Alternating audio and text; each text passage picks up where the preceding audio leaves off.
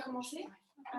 Donc, on n'est pas nombreux ce soir, mais on est quand même très content de vous accueillir pour cette réunion terre à terre, pour cette conférence terre à terre. J'espère qu'on nous entend sur le Zoom, mais je pense que c'est le cas. Du coup, on est là pour. En fait, on est là pour l'association terre à terre, donc on est l'association écologiste de l'ESPAR SAP. Et nous, ce qu'on fait, c'est qu'on organise des conférences sur différents thèmes. Là, cette année, on organise un cycle de conférences qui s'appelle Comment vivre dans un monde déréglé. Et en ce mois d'octobre 2021, on a voulu traiter le thème de l'alimentation dans le cadre de ce cycle. Et c'est pour ça qu'on se retrouve ce soir donc pour faire une table ronde. C'est notre première conférence en présentiel, donc ça explique peut-être pourquoi c'est un petit peu encore improvisé. Mais voilà, on est super content de vous recevoir. Et pour démarrer cette conférence, on a plusieurs personnes de l'association qui ont prévu un petit texte qui vont nous réciter. Donc voilà, je vous laisse la parole et puis ensuite on pourra commencer. Alors, merci beaucoup Agnès pour cette introduction. Donc comme Agnès vous l'a dit, on va vous faire une petite lecture qu'on a organisée avec le metteur en scène Julien Avril.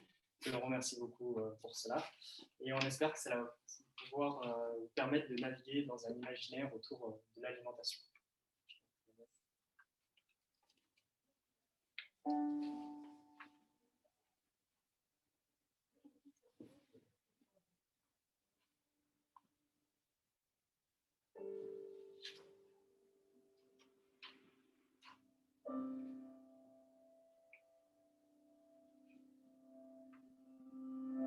Pizza 4 fromages, graissins, huile d'olive, frites, ratatouille, fromage blanc, maïs soufflé au chocolat, café, flocons d'avoine, lait d'avoine, banane, pomme, bière, café, ginger beer, chips, yaourt soja, thé à la menthe, miel, vin blanc, frites, sauce au charbon, ratatouille, bière, quiche, cacahuètes, café, radis, maïs soufflé, bière, café, flocons d'avoine, chocolat, soupe de butternut, Good food, good life.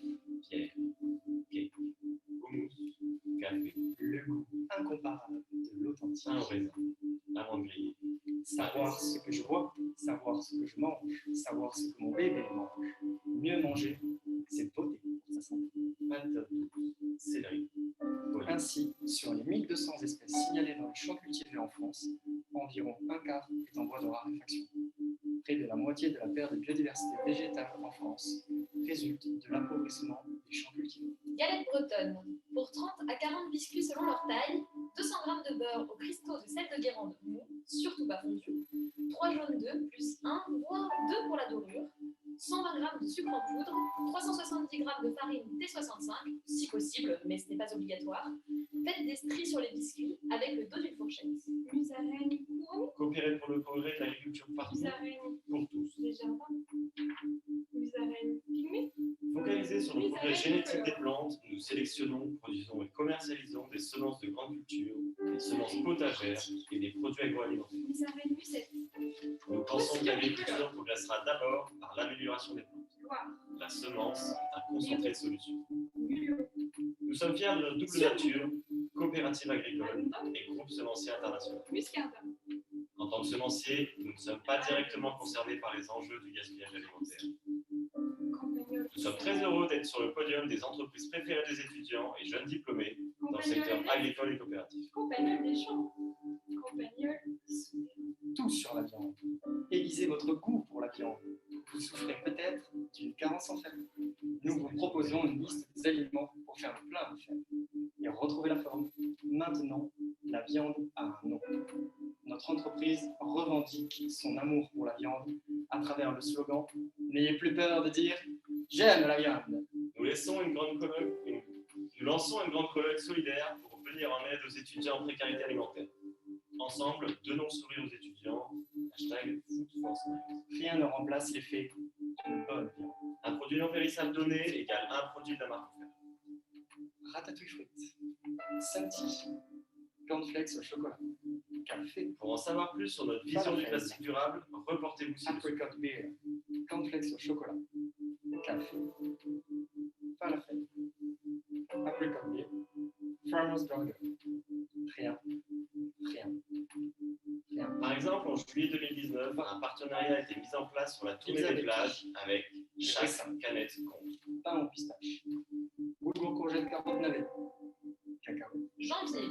Jour de l'envie d'éclair annonce avec prospère. La traite, les pélages, soigner le bétail. Amidon de maïs. Betterave rouge, carottes, céleri rame, chicon, chou blanc, chou rouge, chou vert, chou de Bruxelles, cresson des jardins. Février. Sucre de Février, canne, micro de poisson. Printemps en cours, minéraux. amidon de Transport du fumier, place des haies et des arbres de fruitiers. cacao. Mâche, navet, oignon, panais, pommes de terre, poireaux, potimarron, pour pieds divers, scorsonnaire, topinambour. Arôme naturel. Si mars se prend pour l'été, avril ressort ses habits. Émulsifiant.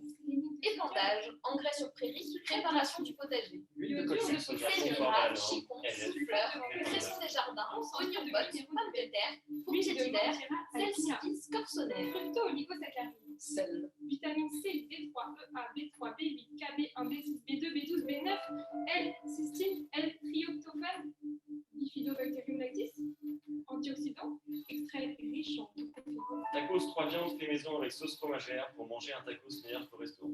Quiche au lardon, Tacos, cacahuètes, 8 galettes huile de blé, salée, paprika, 3 cordons, radis, 2 poulets panés, entrecôte, frites, 300 g de viande à cabache, Portion. compote, sauce au choix. poire, sauce fromagère, En accompagnement. 250 g de crème semi-liquide, brioche, de kiwi, café, 4 tranches de pâte à cheddar, tartiner, chocolat noisette, 40 g de lait lait à d'avoine, râper. boule de maïs au chocolat, Mélange quoi. café, Ajoutez la sauce fromagère. Très intéressant. Tisane, d'un point de vue nutritionnel. gratin de Je gnocchi, préfère mettre les frites à côté plutôt que de cheddar. L'huile de pois cassé, ça commande Salade. parfaitement avec la charcuterie. vinaigrette, gâteau au chocolat, Il est également crème délicieux en thé. anchois, ténérigane, haricots verts, pain de mie, pain, café, muesli, lait d'avoine, jus de pomme, beurre, brioche, miel, café.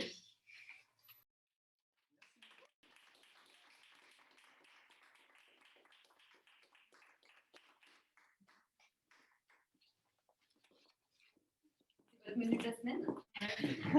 Il y avait beaucoup de café, non? Le café est omniprésent. Bravo, du coup, qu'est-ce qui est écrit? Nous 3, 4 et Julien Avril, qui est un metteur en scène qui nous a aidés. D'accord. Super, bravo. Donc merci beaucoup et on va pouvoir commencer la conférence. Donc si nos invités veulent bien venir s'asseoir.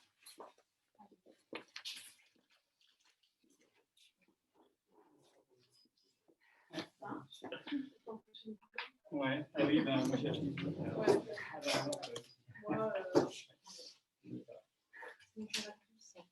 Merci d'être venu en tout cas et d'avoir accepté l'invitation. Donc pour commencer, on va faire un petit tour de table et voilà pour vous présenter. Donc, Monsieur Séban, si vous pouvez commencer par vous.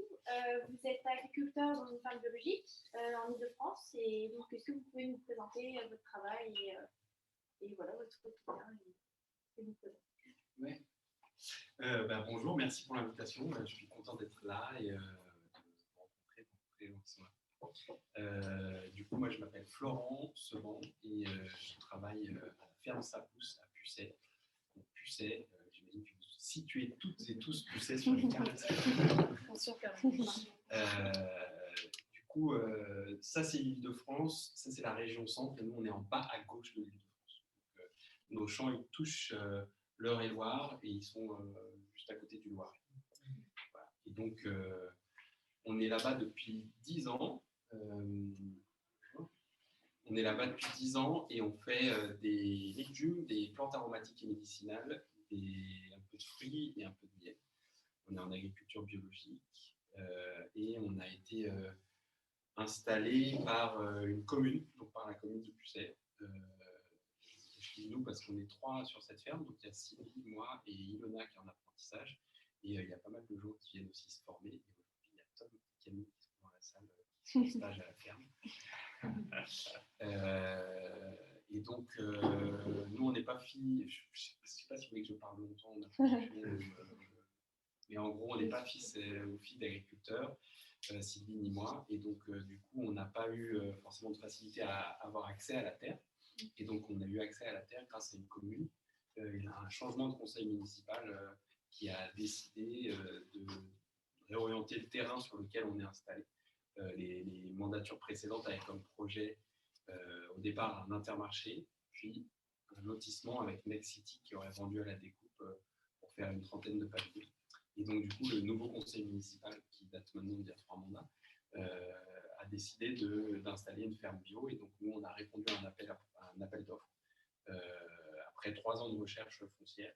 Et donc, on est content d'être là parce que on a eu aussi des hauts et des bas dans la recherche, mais on est content finalement d'avoir trouvé et d'avoir accédé à ces terres grâce à la volonté des citoyens qui ont élu un conseil municipal qui a décidé de changer ça.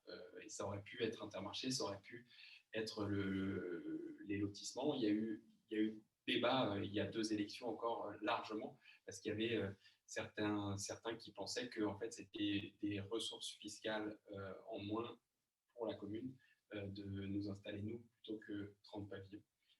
Et je crois que ce qui est intéressant, c'est que maintenant notre installation elle est même plus questionnée, parce qu'en fait on est là devant un vrai questionnement sur l'aménagement du territoire dans nos cités un peu reculées de l'Essonne, où finalement on va chercher l'emploi à 40-50 minutes. Donc on vient par exemple ici chercher l'emploi, on va aux Ulysses ou alors on va à Paris.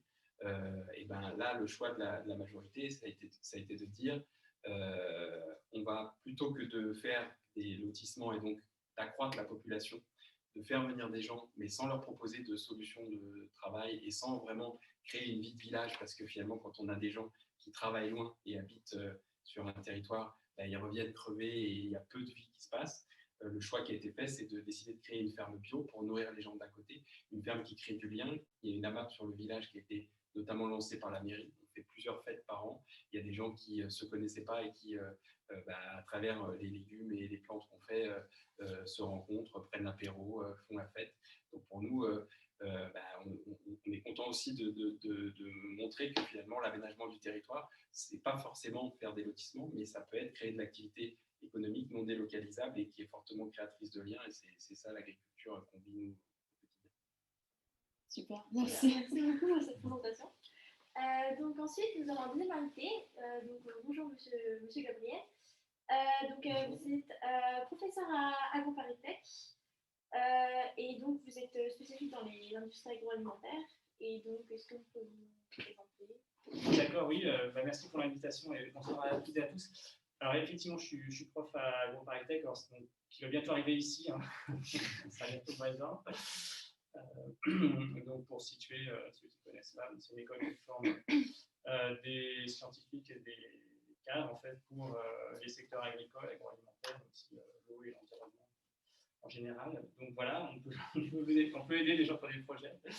Et il y en a d'ailleurs qui ont des projets et qui deviennent agriculteurs. On est aussi très présent dans l'Université Paris-Saclay pour porter ces thématiques en lien avec d'autres, et donc notamment Paris-Saclay, donc je connais un petit peu, puisqu'on a pas mal de réunions pour l'université ici. Alors je ne suis pas vraiment spécialiste de l'industrie agroalimentaire, hein, surtout que forcément toujours bien connoté, mais plutôt de la production en fait, donc plus de ce que vous faites. Hein. Enfin, je ne suis pas non plus un agronome, mais je regarde plutôt les systèmes de production agricole, notamment en grande culture, qui était un domaine sur lequel l'INRA, où je travaillais avant, a beaucoup travaillé et continue à travailler. Et donc, sur l'évaluation environnementale en fait, des systèmes, notamment les émissions de gaz à effet de serre, c'est un sujet qui est assez important pour l'agriculture, mais d'autres impacts. Hein. Et on regarde aussi ça avec une méthode qui maintenant domine quand même beaucoup dans l'évaluation, qui s'appelle l'analyse en cycle de vie. On va regarder en fait tout ce qui concourt à la production d'une céréale, d'un légume, d'un fruit sur un système de production. Et donc, c'est une des méthodes qui permet un peu de donner l'empreinte en fait, sur l'environnement.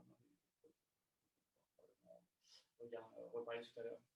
C'est un des éléments. Après, je pourrais vous donner quelques indications sur ce que peut être l'empreinte agricole au niveau mondial, par exemple, au changement climatique. Mais bon, ça peut rester aussi très global, donc ça serait intéressant d'avoir une discussion locale et globale, et comment finalement ces méthodes peuvent concourir à des systèmes plus respectueux de l'environnement et qui nous permettent d'atteindre des objectifs, pas uniquement effectivement en termes d'environnement, mais en termes social et de développement du territoire. Voilà, merci. Merci beaucoup. Et enfin, nous avons une troisième intervenante. Donc vous faites partie du mouvement Faire équitable. Notamment, vous gérez la communication internationale. Et donc, est-ce que vous pouvez présenter? Bonjour à tous et à toutes. Donc, je m'appelle Estelle Dubreuil, je suis coordinatrice d'un mouvement national qui s'appelle Faire un monde équitable. Et donc, Faire un monde équitable, on est un rassemblement de citoyens et citoyennes engagés qui n'ont pas envie que leur consommation soit source d'impact négatif sur la planète et sur l'être humain. Donc, on rassemble des bénévoles, des salariés et nous agissons avec plusieurs cibles pour essayer de faire prendre conscience déjà de l'impact de notre consommation. Donc, c'est tout un travail de nos militants de terrain, de sensibilisation et d'éducation pour, on en reparlera sûrement, pour faire comprendre un peu derrière chacun de nos produits quotidiens, tous ceux qui ont été cités là tout à l'heure, quelles sont les étapes de production, qu'est-ce qui se passe, comment les agriculteurs et les agricultrices vivent de ce travail-là, quel est l'impact des modes de production, comment ça s'achemine jusqu'à nous, etc. Donc, notre boulot, c'est de faire réfléchir, chose qu'on a un peu oublié de faire. Et donc, on ouvre nos placards, on va dans les supermarchés, on prend, on achète, et on oublie que derrière, il y a une origine, il y a quelqu'un, et que tout ça, c'est hyper précieux. Donc, pour ça, on intervient de plein de manières différentes sur cette partie sensibilisation. On va dans les écoles, bien entendu, parce que parler aux tout petits, c'est aussi important pour prévoir le futur. On intervient aussi avec les consommateurs en général. Donc, on va là où les consommateurs sont. Donc, voilà, ça nous arrive aussi d'aller dans des supermarchés, d'aller dans plein de ce type d'endroits, dans des festivals. Ce n'est pas les endroits les plus simples, mais en tout cas, ça donne lieu à des confrontations et à des débats qui sont très intéressants. Voilà pour la sensibilisation. Et puis, on publie des outils. J'en parle maintenant, mais je suis venue les mains vides sans cet outil-là qui s'appelle la boussole des labels. On aura l'occasion de reparler des labels tout à l'heure. Donc, on analyse aussi, voilà. On essaie de faciliter et de donner des solutions pour pouvoir aussi consommer différemment et se poser des questions. Donc, ça, c'est le premier axe de sensibilisation. Puis, on en a un autre qui est aussi l'accompagnement au changement de pratique. Parce que c'est bien de dire de dire qu'il faut changer, mais il faut aussi pouvoir dire comment on fait. Et donc, on accompagne des établissements, comme les campus, l'ENS, j'ai oublié de réviser si vous étiez accompagné par nos soins ou pas, mais peut-être pas encore. Donc voilà, c'est comment un établissement peut s'emparer de la question et donc être accompagné, non pas par nous, mais surtout par les étudiants, parce que c'est vous qui êtes dedans, c'est vous qui êtes moteur. Donc voilà, on a un programme qui s'appelle Génération équitable.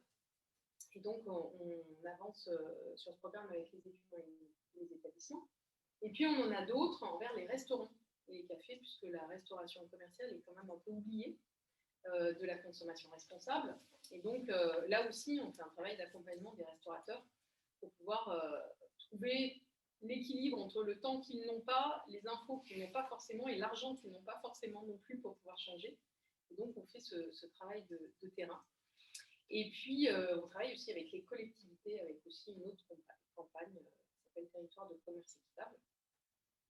Et voilà. Et le dernier champ dont je pourrais parler, c'est l'interpellation. C'est-à-dire qu'on fait aussi l'interpellation d'acteurs économiques et notamment de grands groupes agroalimentaires ou agro-industriels pour, là aussi, peut-être faire un peu plus d'actes et un peu moins de communication.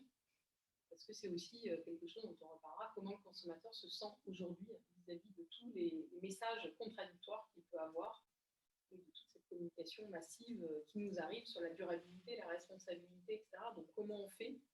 Donc, nous, voilà, on pousse un peu et on utilise le digital et un peu de mobilisation citoyenne pour pouvoir faire ce genre de choses. Voilà, donc on est un petit réseau, néanmoins, on représente à peu près 500 militants en France, mais voilà, on pèse un peu, notamment dans un secteur dont j'ai parlé beaucoup, c'est le commerce équitable, parce qu'on est persuadé qu'il faut de l'équité, de la justice sociale et environnementale pour pouvoir avoir une consommation responsable. Et donc, on est membre de Commerce Équitable France et on est en collaboration avec certains labels, dont Max Havelaar France.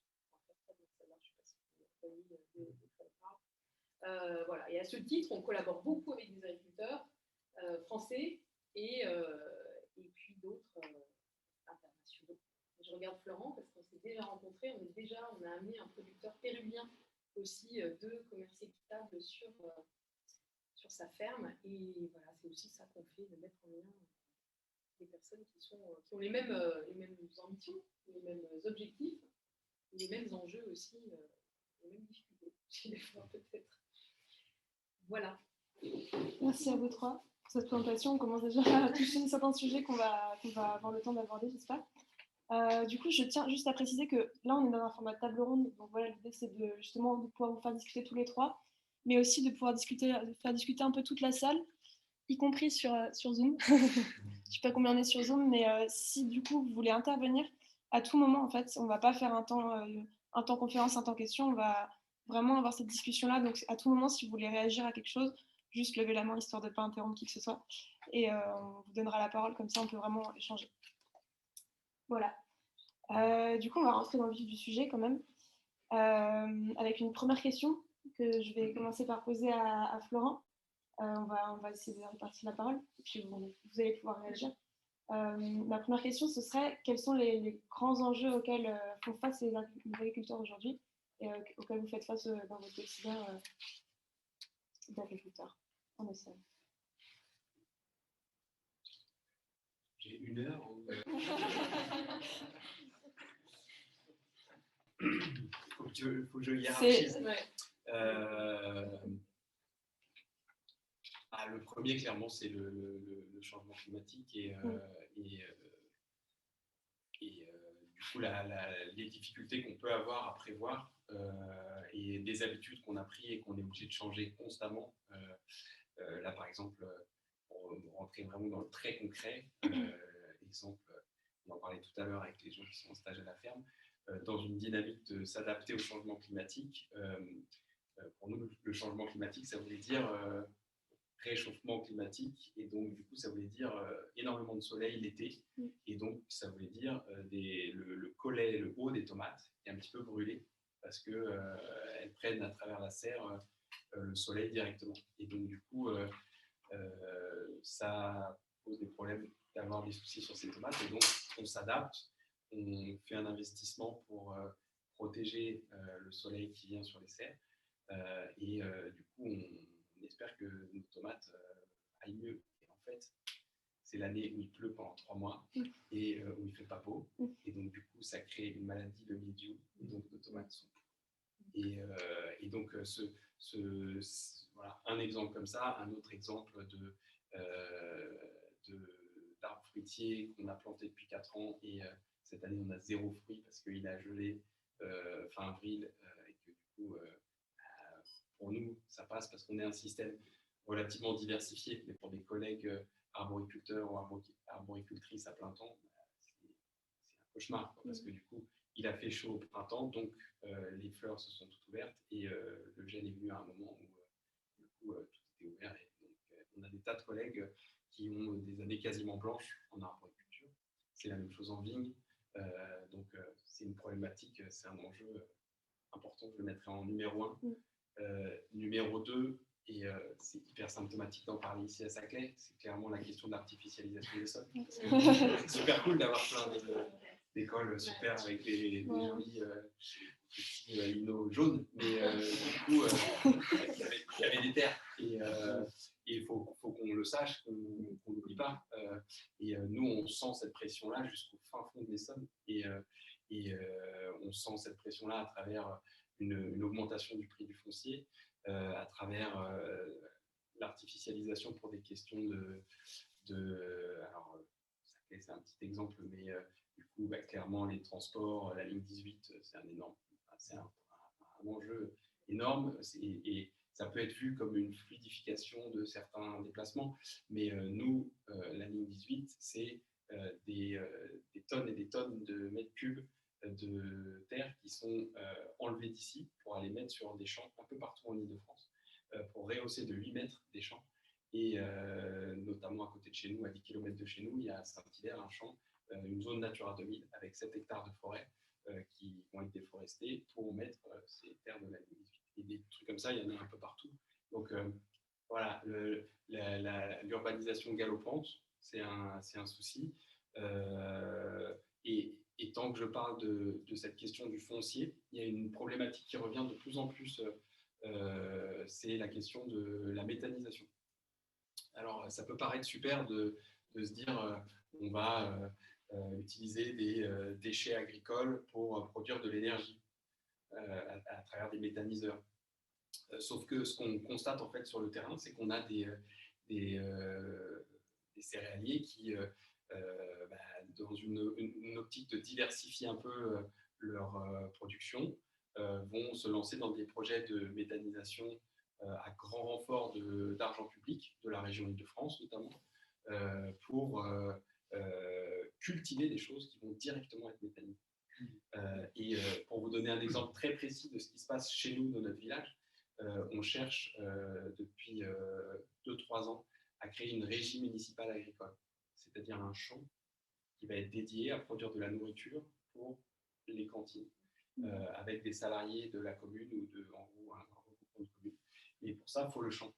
Et du coup, la commune s'était positionnée pour avoir 5 hectares qui étaient juste derrière notre parcelle, donc on aurait pu mutualiser plein de trucs, faire des coopérations, tout ça. Et ce champ, à travers un organisme qui s'appelle la SAFER, donc qui a vocation en théorie à fluidifier les transmissions de terre, avec normalement une mission d'intérêt public. Cette SAFER-là, elle a décidé d'allouer le champ à une personne en céréales qui va faire de la méthanisation. Donc finalement, on a un organe qui s'appelle la SAFER, qui a une mission d'autorité publique, qui décide d'allouer le champ pour nourrir des méthaniseurs plutôt que des enfants. Et donc, de là, j'en viens peut-être sur le dernier enjeu pour nous, c'est la question démocratique. Pour nous, on est sur les questions alimentaires, on est dans une absence de démocratie totale depuis la Seconde Guerre mondiale. On a fait confiance aux agriculteurs et à la FNSEA, le syndicat majoritaire agricole, pour nourrir la France après la guerre. Donc on leur a dit, on vous donne les clés. C'est vous qui allez élaborer les politiques publiques, c'est vous qui déciderez du foncier, c'est vous qui déciderez qu'il y aurait des petits comités pour décider de quels pesticides, de quel engrais, de quel truc on a le droit d'utiliser. Et donc, on vous fait confiance. Sauf qu'aujourd'hui, certes, il n'y a plus de problème à se nourrir. Alors, il y a des inégalités, clairement, mais il y a assez de production en France. Elle est sûrement mal répartie, il y a des gens qui meurent de faim, mais il y a assez de production. Et donc, la demande sociétale, elle n'a rien à voir avec la demande sociétale au sortir de la Seconde Guerre mondiale. La demande, c'est d'avoir un territoire vivant, c'est d'avoir une eau de qualité, un air respirable, de l'emploi créé localement. Et donc, du coup, on ne peut pas laisser les clés de l'agriculture et de l'alimentation aux mêmes personnes dans la mesure où elles n'ont pas changé leur logiciel idéologique. Pour nous, on doit donner les clés de l'agriculture et de l'alimentation à tous ceux qui sont impactés par ça. Et en fait, vous mangez, respirez, buvez. Donc, vous avez autant de légitimité que moi, agriculteur, à vous exprimer sur ce que doit être une politique agricole commune, la PAC, à vous exprimer sur comment on transmet le foncier, à vous exprimer sur quel pesticide est autorisé ou pas. Donc pour nous, ça c'est le dernier gros enjeu, c'est l'enjeu démocratique. Comment est-ce qu'on secoue un peu, comment est-ce qu'on sort du confinement dans lequel la FNSEA est laissée pour définir les politiques qui vous amènent de la nourriture, de l'air, des haies ou pas, qui artificialisent ou pas. Donc 3 enjeux, changement climatique, la question du foncier et la question de la démocratie. Est-ce que ça vous fait réagir, Estelle? Parce que... Ouais. J'aime beaucoup tes enjeux. Et c'est drôle parce que tu n'as pas parlé de quelque chose dont on parle beaucoup quand on parle d'agriculture, la question du prix et des revenus. Et est-ce que ça voudrait dire, je vais poser des questions. Est-ce que ça voudrait dire du coup que le fait d'être en AMAP ou en circuit court, ça préserve, enfin, je ne sais pas si tu parles pour toi, mais est-ce que toi, ça te préserve peut-être de quelque chose qu'on lit par ailleurs? Est-ce qu'il y a des formes d'agriculture qui sont plus impactées que d'autres, justement, sur cette question des revenus? Qu'est-ce que toi, tu dirais? Parce que c'est quand même un enjeu de taille aussi. Et on voit, alors c'est un enjeu partout, parce que c'est très porté par la FNSEA aussi, en partie. Qu'est-ce que tu en penses? Clairement, je pense que mon point de vue est un peu biaisé parce qu'on vit dans un système, quand on est paysan en AMAP, qui est idéal économiquement. Juste pour expliquer la manière dont ça marche, nous, ça coûte à peu près 80 000 € de produire tous les légumes qu'on a sur notre ferme. Et ce qu'on dit aux gens qui souhaitent manger tous ces légumes-là, c'est vous voulez manger ces légumes, et ben on coupe ce 80 000 € par un nombre de parts, ils sont 75.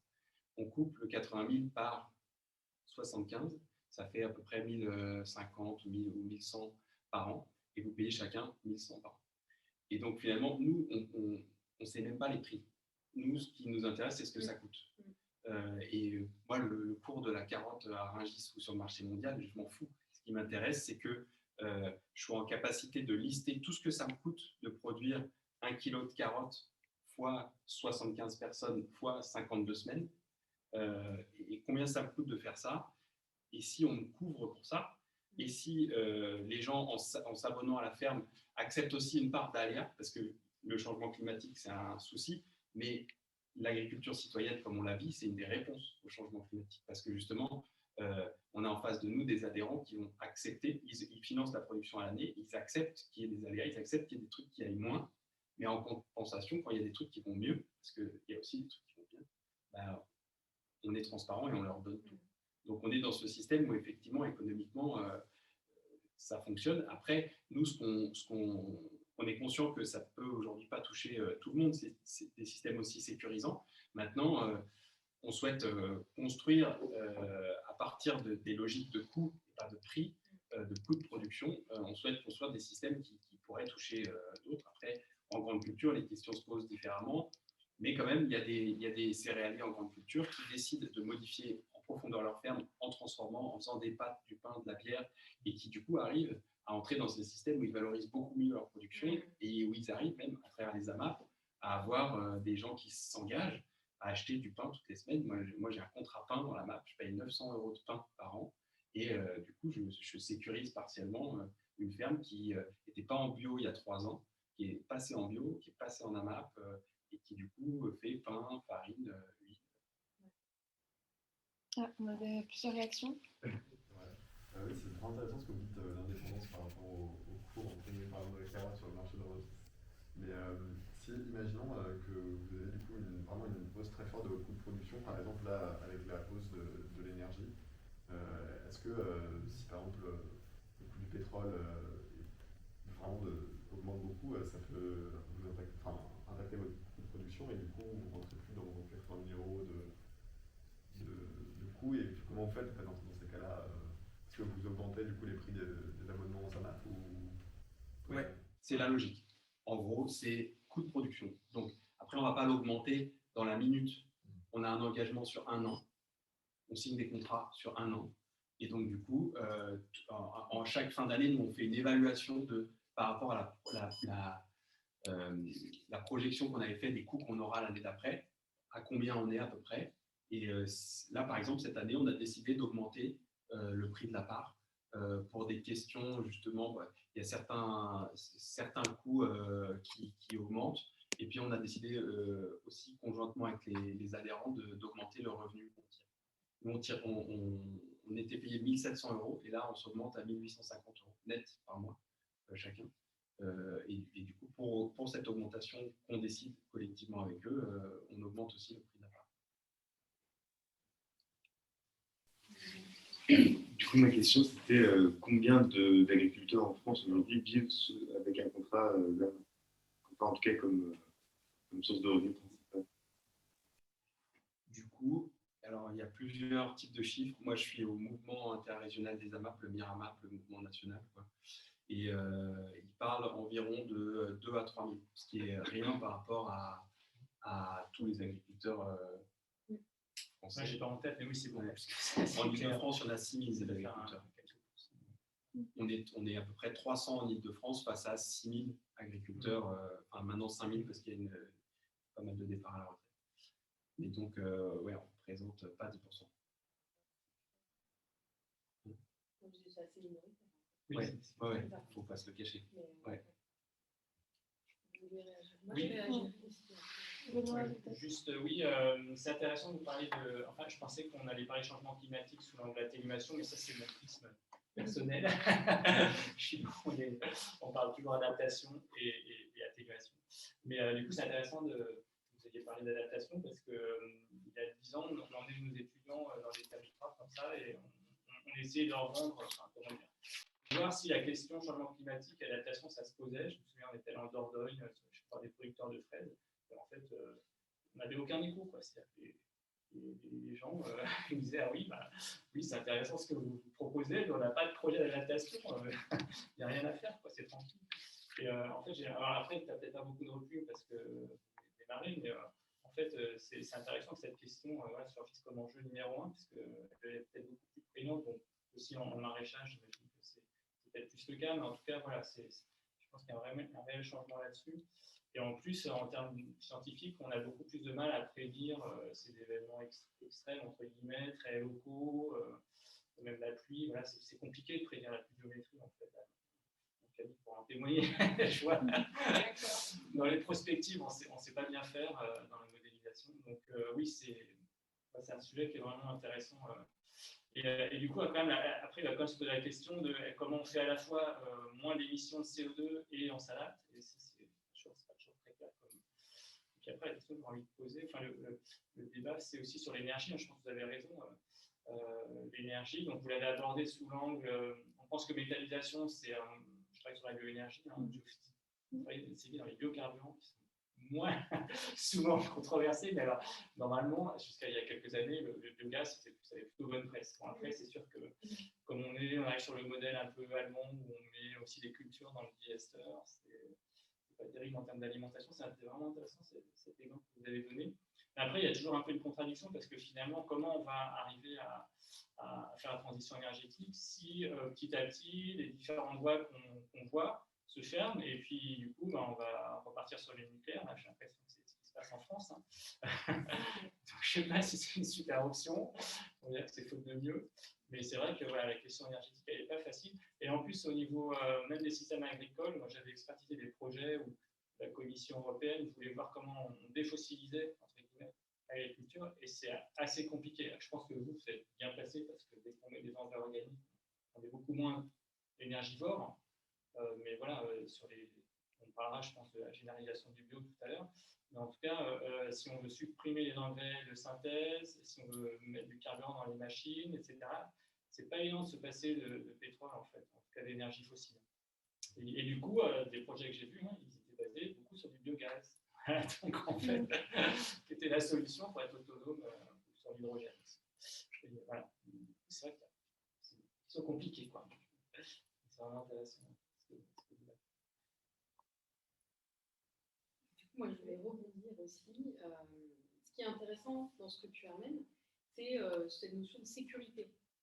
Je pense que c'est un peu ça, c'est ce que je dis dans les AMAP. Alors, les AMAP, c'est quand même le modèle idéal, je trouve, le modèle idéal de sécurisation pour permettre aux agriculteurs d'anticiper.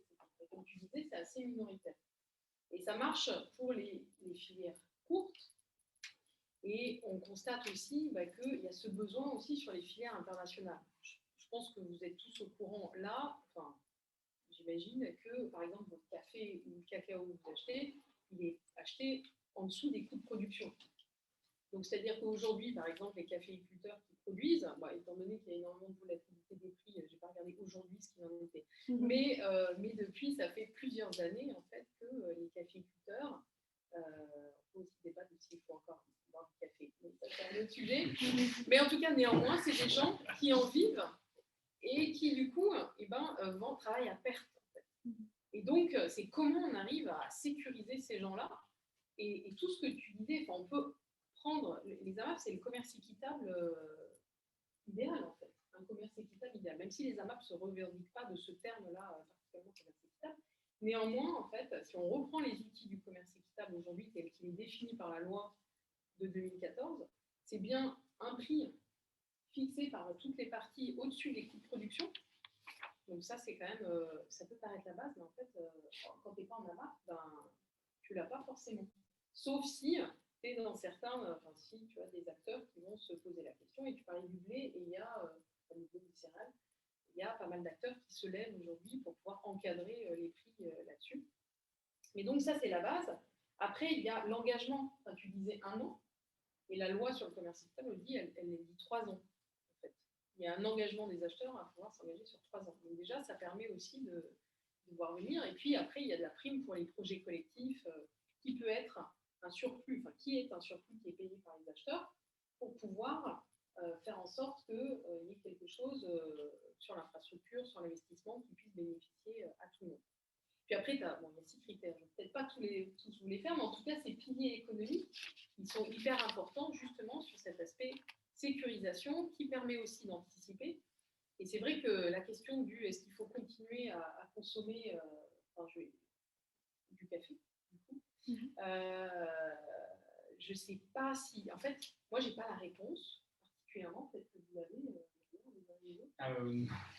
Mais néanmoins, ce que je constate, c'est que si on se pose la question de l'empreinte, il y a 2 choses en fait. Si on se pose la question de l'empreinte carbone, on voit que les modes de production, si vous avez des champs de café et des champs de cacao qui sont en monoculture et qui sont bourrés aux pesticides, forcément l'impact va être énorme et que qu'ils viennent de loin ou pas, finalement, le problème est que votre mode de production il n'a pas été clean au départ. Et donc ça a un impact fort. Donc, d'où l'intérêt aussi de faire basculer des agriculteurs le plus possible en format, je ne sais pas si c'est en format AMAP, mais en tout cas en mode de production le plus agroécologique possible, et ce qui permet aussi de réduire cet impact. Et finalement, alors je ne sais pas si c'est ce que j'ai eu l'impression aussi de ce que tu disais, Florent, c'est que pour pouvoir basculer, pour pouvoir s'autoriser cette forme d'agriculture qui est hyper impactante localement, avec les communautés locales, sur l'environnement et tout, il faut aussi des soutiens et il faut pouvoir se donner les moyens de le faire.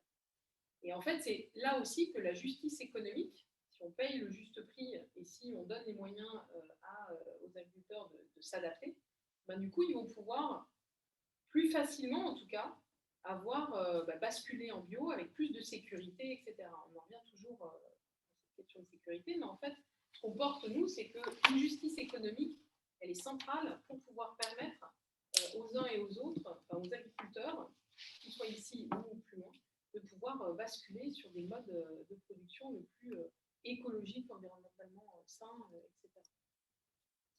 Donc voilà, c'était ce que je ne sais pas ce que tu en penses aussi, mais c'est hyper important en tout cas de pouvoir se dire. Alors après, voilà, il y a une question sur le local et l'international. Voilà, cette question de la sécurité et de pouvoir encadrer et protéger, c'est hyper important pour les agriculteurs. Oui, moi je pense que en fait la sécurité elle est pour les paysans et les paysannes, mais en fait pas que finalement, parce qu'à travers un contrat ça veut dire aussi une sécurité d'approvisionnement. Et donc du coup c'est aussi pour les gens qui bien sûr. Du coup moi je pense qu'elle va vraiment dans les 2 sens, et donc du coup les paysans et les paysannes, une fois sécurisés, peuvent aller vers des modes de production où ils prennent un petit peu plus de risques. Et donc, du coup, des modes de production qui ont potentiellement plus de liens avec ce qu'attend la société, quoi. Donc, du coup, même in fine, tu as aussi une sécurité plus globale de protection de l'eau, protection de l'air. Donc, ouais, moi, ça me va bien. C'est exactement ça. Et en plus, ça fait du bien à tout un pays. Tu vois, ça va au-delà comme impact. On a aussi des impacts, je repense à ça, parce que je me parlais pas mal d'international, mais on peut parler aussi français. Mais ce qu'on constate aussi, c'est que quand tu t'aventures dans cette sphère sécurisée, en fait, tu vas aussi te poser la question de la consommation locale. Et on constate aussi que des filières qui ont basculé en commerce équitable, en filière longue, parce que vous avez compris, le commerce équitable, c'est pour sécuriser des filières plus longues. Et du coup, on constate aussi que ça va permettre de mieux alimenter les populations locales et de verser dans finalement des sortes d'AMAP locales. Même si, si on reprend le cacao et le café, tout le monde ne consomme pas encore du cacao et du café dans les pays producteurs, mais en tout cas, ça c'est clair. Mais en tout cas, c'est des choses qu'on constate sur d'autres filières que ces filières mainstream.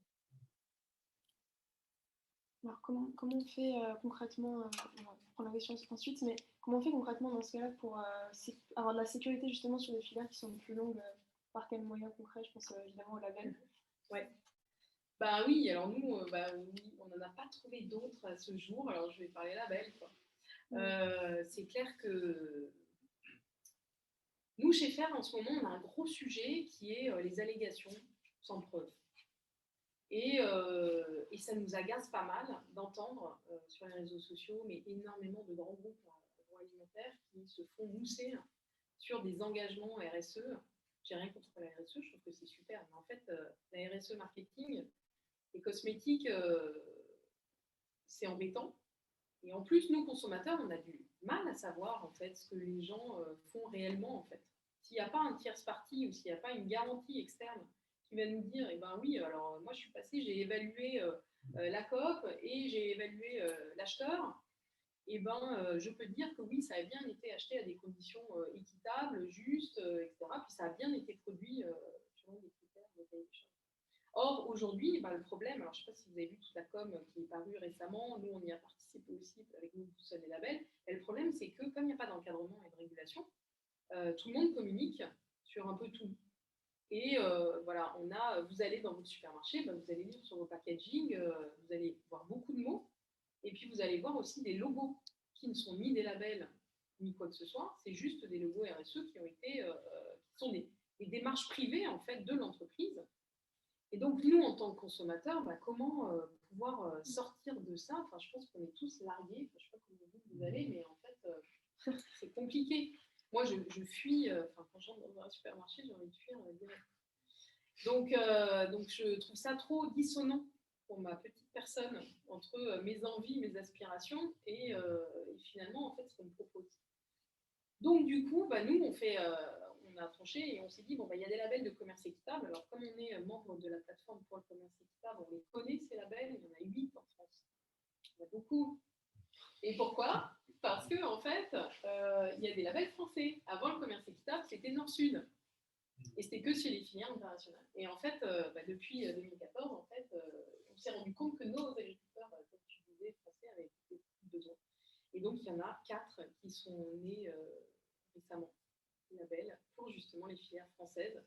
Sur ce, voilà, certains sont spécifiquement sur le bio, certains sont spécifiquement sur certaines filières. Mais en tout cas, voilà, c'est le label qui va être intéressant pour garantir la traçabilité et surtout le fait d'avoir correspondu à un cahier des charges et le fait aussi qu'il y ait un contrôle. Parce que finalement, c'est ça qui est super important. Non seulement le cahier des charges il est universel, il est accessible à une diversité d'entreprises et en plus, il y a eu un contrôle, un tierce partie externe à l'entreprise qui est venu et qui a pu dire ouais, ça c'est contrôlé.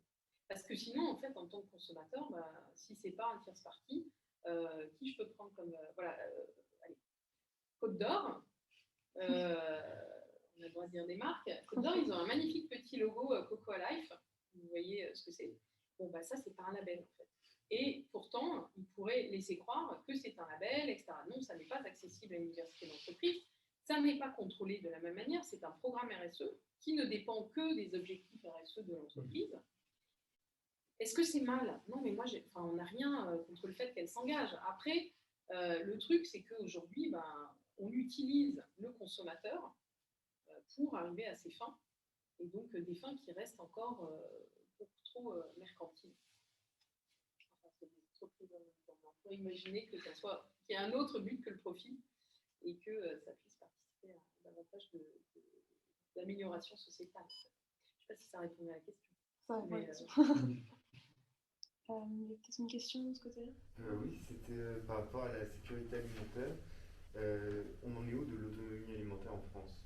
C'est-à-dire, est-ce qu'on peut vraiment être autonome en France si on arrête, est-ce qu'on peut arrêter les importations? Alors, peut-être quelques éléments. Je sais que c'est l'association Solagro qui avait fait des calculs, c'est peut-être ça que vous avez comme référence. En tout cas, vous pouvez aller voir ce qu'ils ont produit. Je me souviens qu'à une réunion comme ça, il y avait quelqu'un qui disait oui, de toute façon, on n'est pas.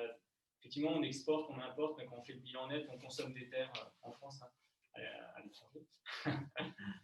Sans vraiment forcément préciser où, mais voilà, donc on n'est pas vraiment autonome à ce qu'il disait. Après, c'est compliqué parce qu'effectivement, il y a des produits qu'on peut pas produire, qu'on consomme ici qu'on ne peut pas produire. Enfin, le cacao, le café, l'amande, etc. Quoi qu'on a quelques morceaux des tropiques dans l'Union européenne, comme les bananes, mais c'est un autre produit un peu controversé, mais en tout cas, oui, non, effectivement, quand on fait ces bilans, on s'aperçoit qu'on est loin d'être autonome, et je crois que sur l'eau, il y a aussi un sujet sur l'eau, c'est-à-dire qu'on parle d'eau grise, on parle d'eau en tout cas d'importation, parce que quand on importe des produits, ils ont consommé de l'eau, alors plusieurs types d'eau. C'est pas facile toujours de faire les bilans de déconsommation, mais en tout cas, on peut dire qu'on voilà, à travers les produits alimentaires qu'on importe, on importe de l'eau qui peut être une ressource rare. Là, on prend les produits. Donc, c'est cette empreinte, en fait, quelque part, c'est intéressant de la regarder pas uniquement, effectivement, sous l'angle du CO2, mais aussi des terres, de l'eau.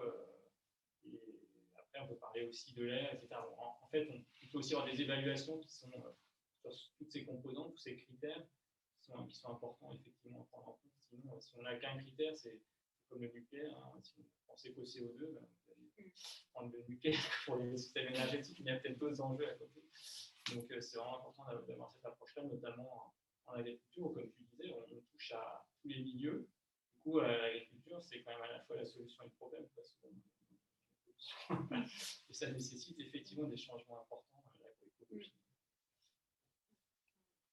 Et juste pour ajouter à ça, le truc de Solagro after, c'est le scénario after qui est hyper intéressant, et notamment un des trucs qui creusent, c'est le régime alimentaire. Et en fait, ils font des projections sur toi, si tu es omnivore, végétarien ou vegan, quelle surface tu prends. Et du coup, c'est, je ne veux pas dire de bêtises, mais je crois qu'on passe genre de 20 hectares omnivore à genre 1 si tu es vegan et végétarien, c'est un peu au milieu. Mais c'est peut-être pas exactement les bons chiffres, mais c'est cet ordre de grandeur-là. Et du coup, c'est vrai que ça remet complètement en perspective nos choix de consommation et du coup, la capacité à produire ce qu'on va manger. Et j'avais une question corollaire à celle-ci, c'était est-ce que finalement pour s'adapter, il ne faudrait pas arrêter d'être avec des roulettes, c'est-à-dire se dire on va couper l'électricité du jour au lendemain, on va couper nos sources d'énergie polluantes, et parce qu'il n'y a que comme ça finalement qu'on peut créer un réseau de résilience locale. Ouais, alors je me souviens d'un débat une fois avec, je ne sais plus qui a été collègue en face, mais enfin, la personne citait l'exemple de Cuba, où à un moment il n'y avait plus d'énergie du tout. Et donc ils étaient revenus à la traction animale. Et en fait, la production agricole s'était cassée la figure, ça avait été un peu la catastrophe. Donc je pense que peut-être alors, d'un côté, la question de la résilience est vraiment importante, et peut-être qu'on va avoir des chocs comme ça. Enfin, on a eu le choc du Covid, c'était quand même assez énorme. Déjà. On a réussi à s'adapter. Je pense que par rapport au changement climatique, c'est aussi une notion intéressante. Mais, du coup, peut-être qu'il ne faut pas aussi radical, mais en tout cas, c'est sûr qu'il faut vraiment diversifier les modes de production, les exemples, pour que dans l'agroécologie dont on a parlé, un des principes, c'est vraiment que les nouvelles connaissances, les innovations, elles viennent en fait des praticiens, des agricultrices qui tâtonnent, qui essayent des nouvelles choses, qui se remémorent peut-être d'anciennes choses qui avaient été faites, et qui mettent au point des systèmes très très complexes d'un point de vue écologique, parce qu'en fait, on a en synergie des plantes, des animaux, des micro-organismes, de l'eau, etc. Et on arrive à faire des productions très très performantes, très très efficaces. Je pense un peu aussi dans la permaculture, je pense que c'est pas le principe. En tout cas, oui, c'est dans l'agroécologie, je pense que ça peut partir de ce principe-là, de se dire on va prendre zéro énergie. Ça sera un exemple un peu extrême, mais en tout cas, voilà, c'est intéressant d'avoir toutes ces expériences qui se mettent en place, d'avoir un retour, transmission. Et du coup, pour la partie formation et académique autour de l'agriculture, c'est vrai que ce nouveau modèle, ça a beaucoup questionné. Et je pense qu'on n'y est pas. C'est-à-dire que la façon dont la recherche est organisée, par exemple, l'INRA a mis très longtemps à se mettre au bio, typiquement, alors que le bio était là. Ça fait peut-être 10 ans ou 15 ans que. Il y avait une demande, oui, c'est ça. Alors on savait bien qu'il fallait changer le système, essayer d'autres choses. Donc je pense que le modèle d'innovation qui est derrière est vraiment intéressant. Et puis l'environnement dont on parlait, l'environnement sécurisé, là, pour expérimenter, c'est aussi intéressant. Mais ça questionne pas mal la façon dont on innove, dont les savoirs se construisent et se transmettent. Mais en tout cas, pour revenir à l'énergie, dans les projets que j'avais vus, je n'ai pas d'expérience en tête qui a été faite. Dans les projets que j'avais vus, c'était très compliqué. C'est des projets en fait très très technologiques. Il n'y a plus d'énergie en local, il fallait qu'on trouve une source de gaz, d'hydrogène, de la biomasse, et puis on mettait plein de systèmes, et puis on mettait des robots dans les champs. Enfin, c'était un peu la science-fiction, mais en tout cas, c'était une question pas vraiment résolue. Ça sera un challenge intéressant, je pense. Pourquoi pas. Ouais, sur cette question de l'énergie, j'aimerais savoir à quel point, quand on rajoute des gens dans les champs et que l'on fait plutôt de l'agroécologie, à quel point cela diminue les demandes en énergie pour la production alimentaire. Ouais, moi j'ai fait un peu, ouais, j'avais travaillé un peu sur un projet avec du jatropha, qui était une plante censée fournir de l'énergie pour pas cher en Afrique notamment ou en Inde, où ça existe aussi en Amérique du Sud. Donc il y a une espèce de buisson qui fait des graines qui contiennent beaucoup d'huile, donc on peut faire du carburant, de l'électricité. Et quand on avait fait l'analyse dans ce cycle de vie, là, justement, c'est là où on met les consommations d'énergie de tout, les machines. Comme c'était un système très manuel, en fait, il n'y avait quasiment pas de consommation. Alors, bien sûr, après, c'est une question un peu de périmètre, hein, comme c'est souvent le cas pour ces analyses. Donc, est-ce qu'on inclut la nourriture des gens qui travaillent? Donc, là, oui, quand même. Du coup, on avait un petit peu, voilà, on avait un peu de consommation d'énergie via, en fait, la consommation alimentaire des personnes qui travaillaient sur la ferme. Mais c'est là que c'était. Une fois qu'on n'a plus de machines, il n'y a quasiment pas d'engrais, donc il n'y a plus de consommation d'énergie. À l'inverse, les tracteurs et des engrais de synthèse, hein, notamment l'azote, très énergivore, parce qu'il faut faire une synthèse, enfin, peut-être sans chimie, mais en tout cas, voilà, il faut beaucoup d'énergie. Du coup, les consommations elles deviennent très importantes. Donc après, alors, juste sur l'agroécologie, j'ai cherché beaucoup ce genre de références, je n'ai pas trouvé en fait. Donc, je pense que encore une fois, c'est un peu, pour l'instant, un peu un angle mort de la recherche. Donc il faudrait qu'on fasse ce genre d'analyse en fait, de façon un peu plus. On a beaucoup de références. On a 10 000 références de blé dans le monde, souvent ces bilans-là. Mais c'est souvent des trucs super traditionnels, c'est-à-dire plein d'engrais, plein de machines, etc. Donc on n'a pas les alternatives, on a un peu de bio, quand même, heureusement, mais on n'a pas l'agroécologie, parce que c'est très très divers et c'est un peu beaucoup aussi, quand même. En tout cas pour les pays du Nord. Donc ouais, ça c'est quelque chose qu'il faut qu'on regarde de plus près. Mais ça va faire une différence importante. Pour moi, c'est toute la question, hein, ce que tu poses, parce que nous, ce qu'on vit, c'est qu'il y a certaines choses que nous, au départ du lancement de la ferme, on voulait que ça fonctionne pour pouvoir en gros avoir des emprunts qui sont remboursés et un système qui tient. Maintenant, on a passé ce cap-là et en fait, il y a certains trucs qu'on fait de plus en plus manuellement. On le décide en fait. Du coup, la ferme est rentable et on peut décider finalement de gérer. Avant, on travaillait sous serre avec le tracteur, maintenant on ne le fait plus. Mais on voit bien que ça prend plus de temps. Il y a certains endroits où on travaille le sol on a un vélo tracteur qu'on a construit dans une coopérative qui s'appelle Atelier Paysan. Et on voit bien que ça prend un peu plus de temps que d'avoir un tracteur thermique. Mais du coup, la question, c'est combien il y a d'humains dans les champs. Et du coup, comment est-ce que tu mets en place un système économique qui permette de ne pas avoir des esclaves dans les champs comme avant, mais du coup d'avoir des humains qui sont fiers de leur métier et qui sont rémunérés pour faire ce métier. Et donc du coup, comment est-ce que tu as le coût qui est financé, et donc comment est-ce que tu as des gens qui sont prêts à payer, ou alors des systèmes publics ou parapublics pour financer cette alimentation payée à son juste prix, quoi. Et je rebondirai bien sur ce que tu as dit, parce que je trouve que c'est vraiment juste cette question de... on peut trouver des réponses technologiques, et il y a une partie des réponses qu'on trouve dans les fermes. Petite parenthèse, Cuba, nous, ça nous inspire à fond, et on regarde plein de vidéos sur ça. Et vraiment pour nous, alors ça a sûrement été extrêmement traumatisant. Non, mais ça a sûrement été extrêmement traumatisant au moment où on a eu le blocus américain. Et du coup, c'est une agriculture urbaine, manuelle, avec des trucs. Dans le cadre d'ateliers paysans, notamment, on va chercher des techniques à Cuba, en Afrique, parce qu'ils ont inventé des techniques dont nous, on a besoin aujourd'hui si on veut revenir à des trucs manuels, quoi.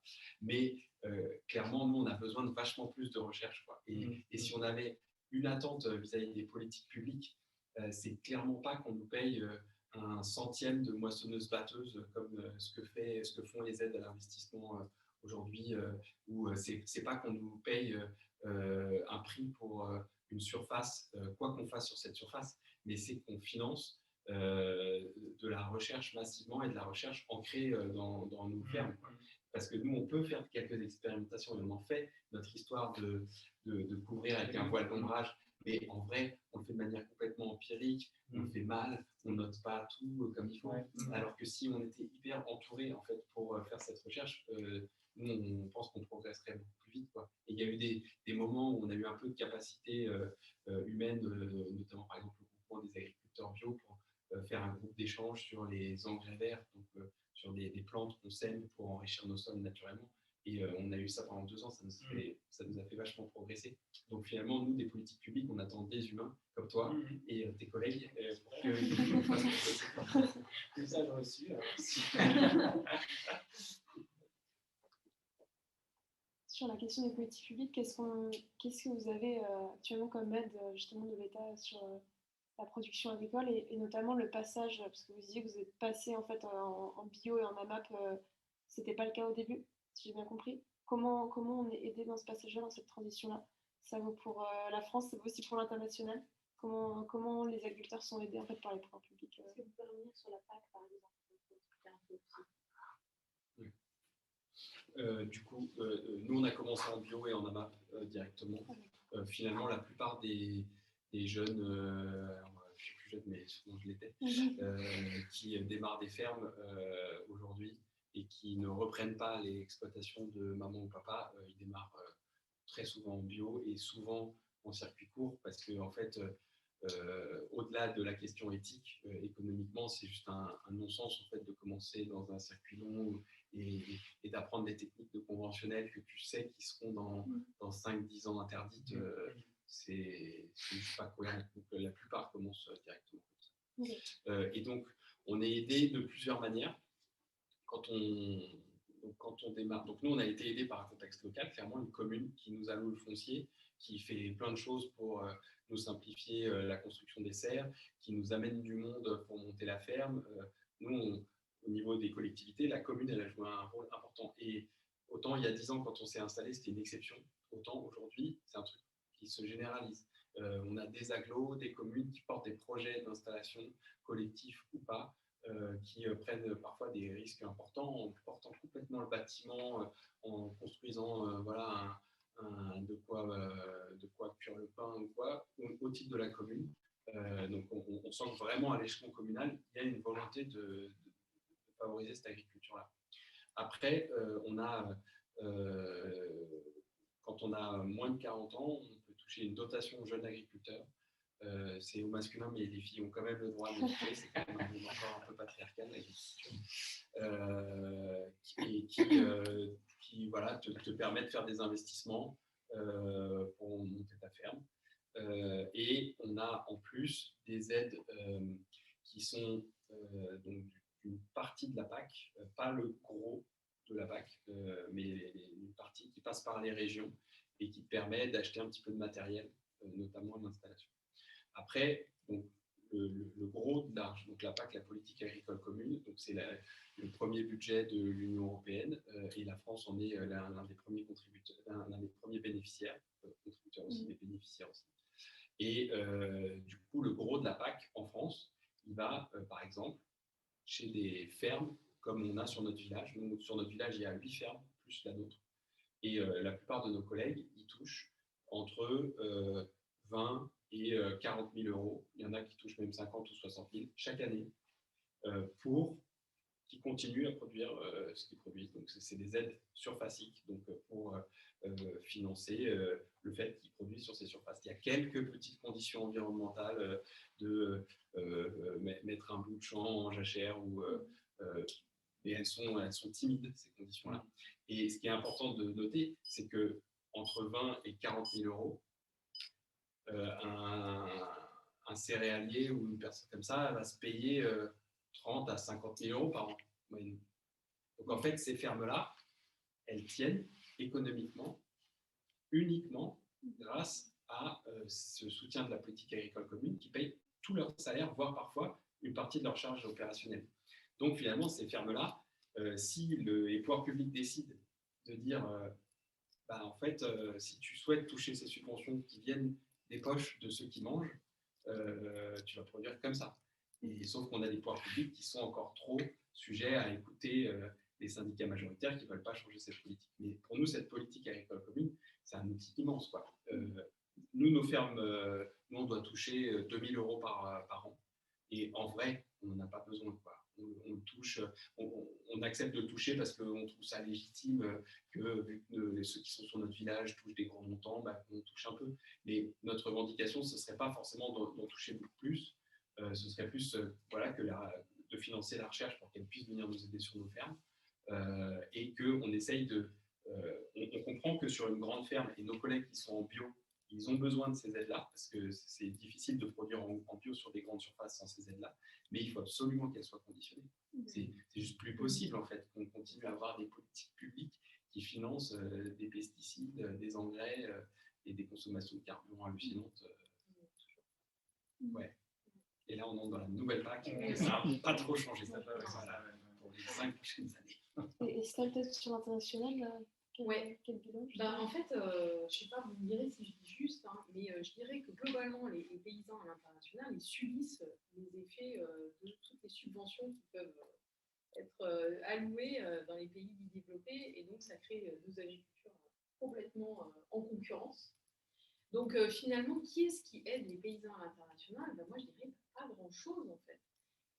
Il n'y a pas de régulation d'encadrement. Tout a été dérégulé dans les années 80 avec une frange libérale où ces instituts, ces organes un peu internationaux de régulation, où tu avais toutes les parties prenantes qui allaient se mettre de différents pays, elles ont été un peu démontées, ou en tout cas elles ont perdu leur pouvoir à ce moment-là, face aux acteurs économiques. Et aujourd'hui, alors prenons encore, allez, on reparle cacao. Mais c'est hyper intéressant parce que vous savez ce que font la Côte d'Ivoire et le Ghana. Vous avez suivi ça peut-être. Je ne suis pas sûre que ce soit hyper intéressant public. Non. Vous savez Allez, ouais. Non, mais c'est génial. Parce qu'en fait, à un moment, parce qu'à chaque fois quand je parle de tout ça, on me dit mais pourquoi les producteurs ils ne se rebellent pas?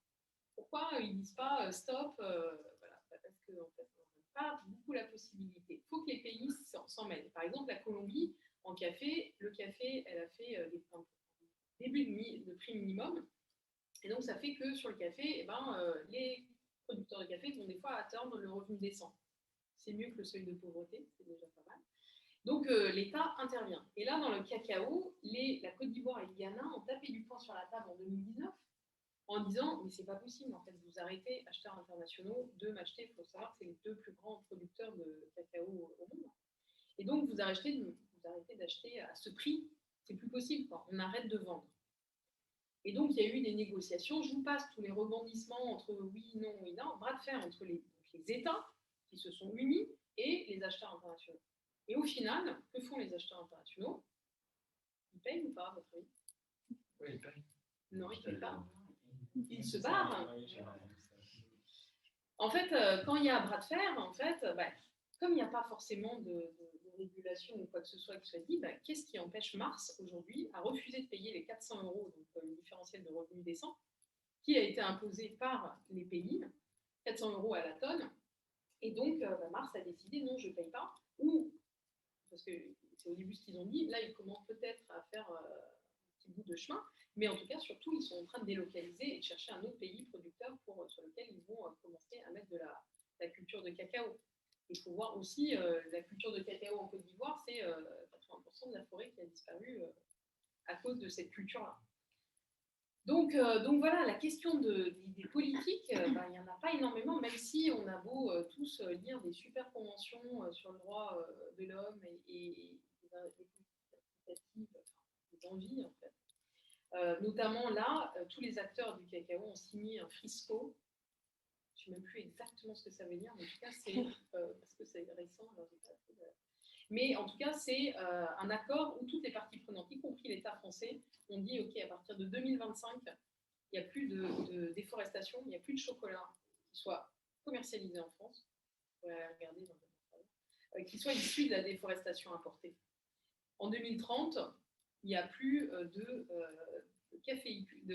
cacaoculteurs qui sont en dessous du seuil de pauvreté. Donc tout le monde a un revenu décent. Ça nous laisse peu de temps, ça va changer les pratiques fortement. Mais en tout cas, on va voir aussi ce que ça va donner de cet engagement de l'État avec les acteurs. Et moi, je dirais que finalement, comme ça, aujourd'hui, de ce que je vois, la seule chose qui change, c'est l'engagement, quoi. C'est l'engagement réel et sincère, en fait. Et finalement, c'est le fait qu'il y ait des... Alors, si on reprend sur ces filières toutes internationales, etc., mais si on reprend aussi sur les filières françaises, c'est l'engagement des acheteurs. Et c'est exactement ce qu'on retrouve aussi avec les consommateurs qui vont s'engager tout le temps à venir, voilà. Et ben, c'est la même chose de l'autre côté. Quand il y a transformation, c'est que les acheteurs se sont engagés, et notamment sur du commerce équitable. Il ne va pas jusqu'au bout, il ne va pas assez loin, le commerce équitable tel qu'il est aujourd'hui. Il pourrait aller beaucoup plus loin sur le prix, etc. Mais après, on perd les acheteurs en face, donc c'est toujours l'équilibre subtil entre vouloir faire le maximum et puis de l'autre côté, conserver des filières, conserver des acheteurs qui vont continuer à créer des débouchés. Mais en tout cas, voilà, cet engagement-là, pour moi, c'est celui que je vois comme finalement les transformations, elles se font grâce à ça. Et puis aussi, j'avais noté un autre élément qui est la solidarité, en fait. Aussi, entre, tu parlais de, le nom, truc paysan, atelier paysan. Voilà, et ben ça, c'est aussi des formes de solidarité entre agriculteurs qui peuvent aussi être hyper importants. Il y a, par exemple, la marque, plusieurs marques, je ne vais peut-être pas les citer, mais Commerce Équitable, qui justement font du lien entre les différents pays de différents continents pour pouvoir travailler sur les biofertilisants, pour pouvoir travailler sur les méthodes en fait, agroécologiques, etc. Parce qu'en fait, on s'est rendu compte que même là-bas, après des années d'INRA et d'accompagnement d'agronomie, peut-être d'AgroParisTech d'ailleurs, on a transformé des pratiques paysannes qui étaient ancestrales et qui en fait, étaient bien meilleures que celles qui ont été impliquées après. Et donc cette solidarité-là, elle est hyper importante aussi. Voilà, donc cet engagement et cette solidarité, parce qu'il n'y a pas suffisamment d'encadrement. La loi Egalim aujourd'hui, elle ne va pas suffisamment loin, même si on est en train de faire la 2, qui va sûrement, voilà, on a mis 3 ans, 3 lois, 2 lois en 3 ans, et on se rend compte qu'on est toujours dépassé. Donc à quel moment on transforme le lobbying derrière de ceux qui ne veulent pas qu'on aille assez vite et aussi loin? Oui. Comment se fait-il que les agriculteurs n'aient pas plus de pouvoir? Je veux dire, s'ils se mettent à faire la grève, ils paralysent normalement le pays. Donc, comment ça se fait mais alors tu crèves de faim. Enfin, tu vois, c'est des problématiques, en fait, c'est vital, quoi. C'est-à-dire qu'il faut voir les paysans à l'international, même ceux qui produisent le café, le cacao, enfin, je dirais aussi, mais c'est des petites parcelles, donc c'est des familiaux, des agriculteurs familiaux, qui... je ne sais pas si tu te souviens, je ne sais plus, notre producteur péruvien, il avait plein de différentes espèces sur sa parcelle. Et puis, en fait, cette agriculture d'exportation, elle est hyper importante pour lui, parce que c'est l'agriculture de rente. C'est ça qui va lui permettre de dégager un minimum de revenus.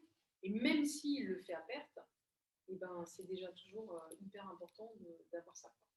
Et donc, c'est toute la difficulté. Puis en plus, sans compter qu'ils sont tous isolés. Enfin, tu vois, tu es sur ta petite parcelle de terrain, et d'où la solidarité et l'union qui est super importante, et c'est ce qu'amène aussi. Commerce équitable, aujourd'hui, quand tu vois les études d'impact, tu sais que c'est l'instauration d'un prix, de règles économiques, et c'est l'organisation collective qui va pouvoir être vraiment transformatrice, en fait. Et c'est pour ça aussi qu'on appuie dessus. Là, il y a 2 semaines, on avait un stagiaire à la ferme qui est camerounais et qui est arrivé il n'y a pas longtemps et qui est fils de caféiculteur. Et du coup, il nous racontait justement exactement ça, c'est qu'en fait, ils sont hyper isolés et du coup, la personne qui leur achète le café, c'est une seule personne qui donne un prix différent à tous les caféiculteurs. Il n'y a aucune organisation collective. Et du coup, je ne vous passe les détails, mais il y a des trucs, du coup, il est parti parce qu'il y a des trucs qui vont jusqu'à la violence, jusqu'au meurtre, des trucs ignobles, quoi. Et en fait, tout dans essayer d'isoler un maximum les paysans, qui n'aient pas la capacité en fait à se construire collectivement, à faire des coopératives, clairement, c'est l'inverse du commerce équitable. Après, quand on achète du café commerce équitable, c'est bon. Oh. Dans la perche. Il y avait une question avant. Tu voulais poser une question. Oui, absolument. Enfin, est-ce que le point de vue médic consistera à dire pourquoi ces agriculteurs ne sont pas autosuffisants? Enfin, en fait, est-ce que ça c'est possible pour eux d'être autosuffisants et de ne pas passer en fait, par le marché tout simplement pour survivre? Pourquoi c'est pas une... En fait, c'est-à-dire qu'il faut développer. Alors, la structuration des filières internationales, elle date de quelques centaines d'années et elle repose quand même, on va se dire, sur la colonisation en fait. Si vous consommez du café et du cacao aujourd'hui, c'est parce que nous sommes allés très loin à l'importer. Et donc, c'est pas hyper agréable d'ailleurs de savoir ça. En fait, c'est qu'il n'y a pas eu, et on sort aussi de toute cet espace-là où il y avait quand même des plans d'ajustement structurel qui nous ont fait beaucoup de mal aussi d'un pays à l'autre où on a empêché en fait la culture vivrière, on a empêché aussi la culture locale et on a empêché de développer des marchés locaux. Parce que finalement, c'était pas cette conception du monde qu'on avait. Et heureusement, depuis, alors le Covid nous a bien rappelé certaines choses, mais je ne sais pas ce que vous diriez vous, ça tend, on est en train de se rendre compte que c'est déjà source effectivement d'empreinte carbone, parce que ça vient loin, mais aussi c'est que localement, on crée des dommages sociaux qui sont dus à cette organisation-là en fait. Donc là, aujourd'hui, eh bien, il y a des... Alors, moi, je ne sais pas si je dis la vérité, mais en tout cas, je dis ce que je connais. Ce que je vois, c'est que si on reprend le truc, c'est que tu as des gens qui s'extraient du marché. Et ils s'extraient du marché juste parce qu'il y a des acheteurs qui vont leur proposer des conditions équitables et de basculer dans ces conditions-là.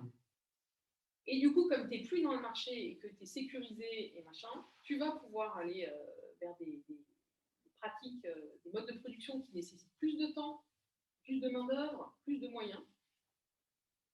Et du coup, tu vas commencer à te poser la question du marché local et à commencer à développer des formes, des liens. C'est-à-dire que plus un pays se structure dans son agriculture aussi avec des liens locaux, plus du coup, il va commencer peut-être à imaginer de s'affranchir et devenir peut-être plus autonome, à s'affranchir de ces cultures d'exploitation. Néanmoins, ce qui manque, c'est la consommation en fait. C'est-à-dire que pour qu'il y ait il faut qu'il y ait des mangeurs. Et en fait, dans ces pays, le marché de la consommation et des mangeurs n'est pas hyper structuré parce qu'on cultive ce qu'on peut acheter, on cultive ce qu'on peut dans sa petite parcelle, éventuellement, et puis après, c'est organisé d'une certaine manière que c'est compliqué de pouvoir interférer là-dessus. J'avais une autre idée qui est venue sur la consommation, mais j'ai mangé.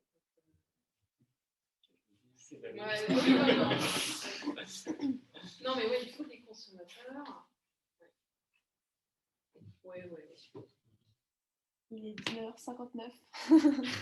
On doit quitter la salle à 20h. Attends, on n'a même pas parlé des consommateurs. Il y a les consommateurs, on va dire qu'on mange 10 minutes peut-être sur la salle. Non, mais en fait, en fait, on sait tous, je ne sais pas si je peux aller vite, mais en tout cas, on sait tous que de toute façon, on a une grande part en tant que consommateur et c'est nous qui pouvons, si on peut dire, orienter un peu la demande. Donc, normalement, plus on consomme des produits bio et équitables, plus on a des chances d'avoir des impacts à l'autre bout de la planète, non seulement sur les modes de production, comme je le disais, mais aussi, évidemment, pour notre santé, évidemment. Donc, c'est nous aussi qui pouvons tirer le marché. Je ne dis pas que ça suffit du tout, mais en tout cas, c'est nous qui pouvons impulser quoi que ce soit. Après, donc oui, quand on achète du café commerce équitable, globalement, en fait, vous avez l'assurance que le cahier des charges a été respecté et que normalement, il y a eu un impact local. Après, alors, je vois des gens qui hochent la tête. Pourquoi? Ça m'intéresse. Pourquoi? C'est sur le cacao, mais je ne savais pas à quel point c'était un truc isolé ou pas. Ouais. Mais peut-être voir des images, ça permettait de se dire que c'était pas simple. Ouais. C'était vraiment Côte d'Ivoire ou voilà. Là où on va au chocolat, c'est vraiment dans la jungle. Ouais. La moitié des trucs se font sur les zones pas autorisées. On ne peut pas tout rentrer, on ne sait pas trop, et ça sort et c'est des fois mélangé. Exactement. En fait, ça montre toute la complexité de transformer le commerce international. Il y a des filières sur lesquelles, en commerce équitable, c'est hyper simple. Parce que c'est des petites filières, parce que c'est des pays pas forcément hyper compliqués. La Côte d'Ivoire et le cacao, ouais, on s'arrache les cheveux, ça c'est clair. Parce qu'on intervient, on veut rendre vertueuse une filière, une organisation qui n'est pas. Et donc, forcément, quand tu t'attaques à quelque chose de complexe comme ça, eh ben, tu peux t'en mordre les doigts. Après, le cacao équitable, quand tu vas acheter de l'éthicable ou du alter eco, évidemment, en fait, il y a de la transformation locale et il y a vraiment quelque chose qui se passe. Après, c'est de la petite échelle. On n'est pas en train de transformer un pays dans toute la globalité. Par exemple, Max Havelaar a essayé de travailler avec les plus grosses multinationales et en fait, qui gagne à la fin? C'est les multinationales qui en fait se bananent et finalement décident, par exemple Nestlé a décidé d'arrêter complètement le chocolat équitable pour basculer chez Hoots, voilà, et en quittant tout ce sur quoi il s'était engagé. Donc qu'est-ce que tu fais dans ces cas-là? Pas grand-chose. Donc c'est toute la difficulté d'essayer de mettre un peu de régulation au milieu de tout ça. Donc moi ce que je vous dirais c'est que évidemment vous pouvez vous poser la question et vous questionner sur qu'est-ce qui est mieux, qu'est-ce qui n'est pas bien, café, pas café, mais en attendant, si vous buvez du café, mais consommez bio et équitable, parce que c'est une évidence que ça transforme des choses et que même si on ne sait jamais, si vous pouviez avoir des doutes, il n'empêche que ça donne un appel d'air et ça dit en fait quelles sont les attentes des consommateurs, de quoi vous avez envie. Et aujourd'hui, en fait, ce que le consommateur souhaite, c'est de la transparence, évidemment, c'est de la traçabilité, c'est de la vérité, si on peut dire. Et puis, c'est des produits qui soient les moins impactants possibles. Après, évidemment, ils sont complètement dissonants. Nous sommes tous dissonants, et donc nous avons tous ces envies-là. Et puis, en fait, quand on passe à la caisse, on ne le fait pas parce qu'il y a d'autres besoins qui arrivent ou d'autres difficultés qui font que, voilà, on va choisir d'autres critères de choix, comme le prix ou comme plein d'autres choses. Ça entre en concurrence. La nourriture entre aujourd'hui en concurrence avec énormément de choses qui sont peut-être moins importantes. Mais pour finir, ce qui compte pour nous, en tout cas, et c'est pour ça qu'on existe, c'est parce qu'il y a ce besoin d'accompagnement en fait, du consommateur, parce que ce n'est pas aussi simple, même si on était autonome, au niveau, si on avait la possibilité d'être autonome dans notre système alimentaire français, est-ce que tout le monde aujourd'hui arrêterait de boire du café, du chocolat ou est-ce qu'on est suffisamment mature pour pouvoir arrêter ça? Ou est-ce qu'on a bien suffisamment tous compris les enjeux pour pouvoir choisir notre alimentation? Et que deviennent les producteurs de café si vous arrêtez? Exactement. Et donc ça, aujourd'hui, on n'a pas du tout accompagné non plus les agriculteurs là-dessus. C'est-à-dire que si aujourd'hui, on arrête de consommer tous ces produits, nous, pays consommateurs, mais qu'est-ce qu'on fait? Donc nous, d'où aussi l'intérêt d'avoir des liens, des connexions entre les différents pays encore, et donc d'accompagner et de pouvoir continuer à expliquer. Moi, je crois beaucoup en l'éducation et la sensibilisation, et surtout l'exemplarité. C'est-à-dire que quand on veut, nous tous ici, en fait, j'imagine que tous exemplaires, je ne dis pas parfait, mais je dis au moins qu'on est en adéquation avec ce qu'on porte. Et donc, c'est aussi ce qui permet la transformation. Bon, aujourd'hui, plus personne ne me sert quelque chose de non bio et non équitable quand je vais où tout le monde s'excuse. Voilà. Donc, du coup, en fait, je ne sais pas si c'est bien, mais en tout cas, ouais, je le fais remarquer d'emblée. Et quand je vais à des pots ou des choses qui ne sont pas bio-équitables, voilà, je le dis et je dis que ce n'est pas cohérent en fait, pour une ONG ou pour quoi que ce soit. Donc, soyons cohérents, en fait. Et soyons, sans faire la leçon, faisons ce qu'on dit, déjà. C'est un bon mot de la fin. On est en train de parler des consommateurs, j'aurais une question pour Benoît. Je ne sais pas si tu sauras répondre, mais j'ai l'impression qu'il y a une grosse question chez les agriculteurs, en particulier en grande culture, pour savoir ce qu'il faut faire aujourd'hui, parce qu'on parle beaucoup d'être végétarien, voire vegan, etc. Or, en bio, on n'utilise pas d'engrais de synthèse, on n'utilise que des engrais organiques. Donc, ma question, finalement, c'est que les engrais organiques, c'est tous les déchets des animaux ou des plantes. Quand même, ceux des animaux fertilisent quand même un peu mieux et à moins mieux. Donc, est-ce que l'avenir, ça va être de faire que des engrais verts, ou est-ce qu'il faut qu'on maintienne une filière élevage de qualité? Qu'est-ce qu'on va faire? Oui. En termes de carrière, si tu veux. Et de. Enfin, en termes de... Ouais, Et du coup, est-ce qu'il faut qu'on arrête tous de bouffer de la viande ou est-ce qu'on peut en manger genre une fois par an?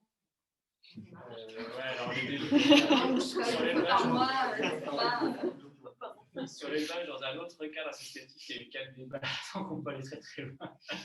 Mais non, je pense que, enfin, moi je retiens surtout aussi de ce que nous disent les nutritionnistes, que l'alimentation diversifiée, c'est quand même intéressant. Et voilà, quand on compare les régimes, c'est vrai qu'il y a des grandes tendances qui se dessinent, mais bon, voilà, si vous êtes un peu flexitarien, comme on dit, vous n'avez pas non plus une empreinte qui est forcément beaucoup plus grande que les autres. Et après, alors, je voulais juste revenir sur la question du. Il y a une question vraiment compliquée, c'est l'azote, en fait. C'est-à-dire si tout le monde passait en bio, ce qui pourrait être, voilà, c'est le monde idéal d'essai. En fait, c'est pas si facile parce qu'on manque d'azote. Et donc, il y a eu pas mal d'articles là-dessus. Et en fait, en tournant les boutons dans tous les sens, on n'arrive pas en fait, à fournir l'azote à tout le monde. On garde les vaches, parce que c'est vrai que c'est une façon de générer de l'azote, enfin de reconvertir de l'azote végétal en engrais, mais ouais, on n'y arrive pas bien, et quels que soient les régimes, donc c'est pas vraiment la solution là. C'est pas trop si on arrivera à faire de l'engrais organique. Je pense que c'est un vaste sujet de légumineux. Ouais, voilà, c'est ça, ils mettent de légumineux. Peut-être que les scénarios n'ont pas été poussés à l'extrême, mais j'ai des collègues de Bordeaux qui travaillent là-dessus et qui ont montré qu'on peut arriver à 2/3, 3/4. Voilà. Après, bien sûr, il y a des hypothèses alimentaires qui sont peut-être aussi pas assez hostilisées, qu'il faudrait les creuser, mais c'est une question qui n'est pas simple. Il n'y a pas vraiment de consensus. Donc oui, pas facile, hein, question à suivre. Parce qu'après, c'est pareil, on peut toujours avoir le mode de consommation idéal. On sait qu'il ne pourra peut-être pas être généralisable. Et ça, de nouveau, c'est dissonant. Donc, c'est pas simple. Si on a le droit à un dernier. Vas-y. Après, une dernière question, vas-y. C'était vrai par rapport à la question du prix, on a un peu abordé, mais pour les plus concrètement, est-ce que en fait, vous pensez que nécessairement la part de l'alimentation dans le budget va devoir réaugmenter finalement, c'est un peu une question autour de laquelle on a beaucoup tourné en fait là, dans cette discussion. Moi, je peux dire un truc et puis je vais en dire 2 autres trucs avant que ça se La réponse à ta question, c'est oui. Je pense que la part de l'alimentation dans le budget va devoir revenir à ce qu'elle était, c'est-à-dire une part plus importante. Et que le défi pour l'alimentation, comme pour toute la transition, ça va être comment on fait pour que ce ne soit pas un processus qui exclut ceux qui ne peuvent pas se payer une alimentation de bonne qualité. Et du coup, alors c'est une proposition parmi d'autres, mais avec les AMAP, la Confédération paysanne et des chercheurs plutôt en économie, des agronomes, on travaille sur une proposition de sécurité sociale de l'alimentation qui, du coup, serait la création d'une nouvelle branche de la sécurité sociale au sortir de la guerre. Donc, on a décidé de couvrir certains risques, dont la santé, la maladie. Et du coup, là, on discute de la vieillesse. Et là, il y avait des discussions sur la dépendance. Mais l'idée, ce serait de faire un processus pour l'alimentation. Donc, de prélever une cotisation sur les salaires qui permettent de verser 150 € par individu, enfant comme adulte, dans chaque foyer, qui serait dépensable chez des artisans ou des producteurs ou productrices conventionnés par des caisses locales de l'assurance sécurité sociale de l'alimentation. Donc, pour en même temps recréer de la démocratie localement, avoir des caisses à l'échelon d'un bassin de population de 20 à 30 000, c'est ça dans les hypothèses qui sont faites. Et pour se dire, en fait, c'est à peu près 250 € qui est aujourd'hui dépensé par mois, par individu pour l'alimentation. Ça en couvrirait plus de la moitié. Et ça inciterait à aller consommer du coup, chez des producteurs locaux ou des artisans locaux. Et ça aurait pour fonction, en plus de permettre à tout un chacun de s'alimenter correctement, de massivement développer l'agriculture, parce que du coup, ça donnerait des débouchés pérenne à des gens qui souhaitent s'installer localement en petite agriculture et transformation. Du coup, ça fait le point avec le dernier point que je voulais évoquer, c'est qu'on n'en a pas parlé beaucoup, mais là, je suis content d'être ici. En parlant avant dans la salle, je me rendais compte qu'il y a plein de gens qui se posent des questions. Il y a plein de places dans l'agriculture. On manque de gens, comme tu le disais tout à l'heure. C'est très facile c'est un processus de devenir paysanne ou paysan, mais c'est un processus qui, dans notre pays et dans la région d'Île-de-France, est très faisable. On commence par faire des petits stages, des petites formations. Il y a un environnement associatif qui est très... qui va accompagner ces transformations-là. En Île-de-France, il y a le pôle Abiosol qui propose plein de formations pour faire ça. Ça permet de faire un métier où on gagne sa vie. Moi, je n'ai pas de problème d'argent et je suis très heureux. J'ai l'impression d'avoir une place dans mon village, d'avoir des racines dans mon territoire. Donc, je suis hyper content de faire ce métier-là. Voilà, plein de place dans ce métier. Et le dernier truc que je voulais dire, c'est que nous, on propose une tisane, ça pousse à se réveiller, entièrement locale, qui booste à main. Ça peut être combiné si on a envie un petit peu d'arrêter le café, mais pas complètement, parce qu'il y a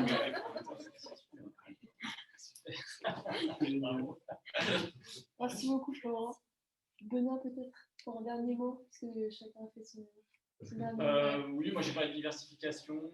Je pense que voilà, je rejoins aussi ce qu'a dit Estelle sur je pense que l'information, le fait d'être informé sur les produits que vous consommez, c'est vraiment important. Donc, il y a les labels sur le commerce équitable. Je pense qu'on aura aussi des choses sur l'environnement. J'ai envie de demander ça. Mais en tout cas, je suis sûr que ça converge plus ou moins. Mais en tout cas, c'est important d'avoir ça et les moyens de faire les choix. Et puis après, si vous même carrément travailler au système alimentaire local, c'est encore mieux.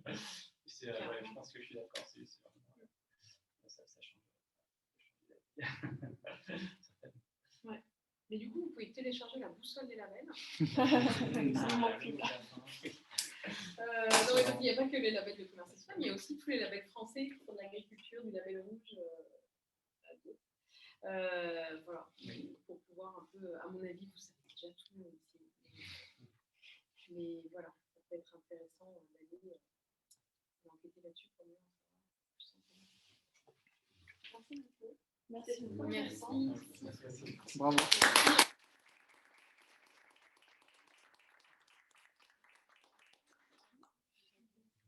Alors, merci, on va terminer la conférence. Nous sommes très contents de vous avoir invités. Et donc, on a un prochain rendez-vous table ronde le 15 novembre pour notre deuxième thème qui concernera l'habitat. Et donc voilà, on vous souhaite une bonne soirée et sympa. Et bon appétit.